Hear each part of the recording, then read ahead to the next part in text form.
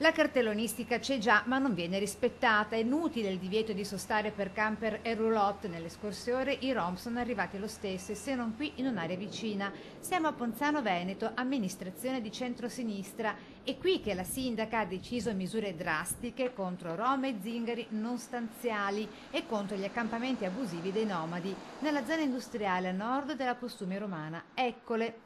Due barriere in ferro per evitare che i rom possano sostare, prima ancora accedere in quella che da sempre è una delle aree più produttive del comune, a Paderno. Non sono razzista, si difende lei, ed è oltre un decennio che il problema esiste e va affrontato. Sistemare un po' tutta quell'area che viene usata in maniera impropria da, diciamo, da delle persone, ecco, che non hanno una dimora fissa. In particolare ci sono alcuni parcheggi che vengono utilizzati da alcuni nomadi che periodicamente, ecco, si fermano qualche ora presso quelle aree. Gli zingari arrivano, si fermano e si piazzano davanti a capannone e uffici, usufruendo della vicina canaletta come lavatoio di panni e altro, proprio lungo i parcheggi e il piazzale di Via della Libertà. Vorremmo evitare, ecco, che venissero generate situazioni di disagio, più che altro perché sono aree non attrezzate, ecco, quindi che sono prive di servizi, sono privi di acqua. E anche se le famiglie rom si sono spostate in modo coatto perché imposto dai vigili,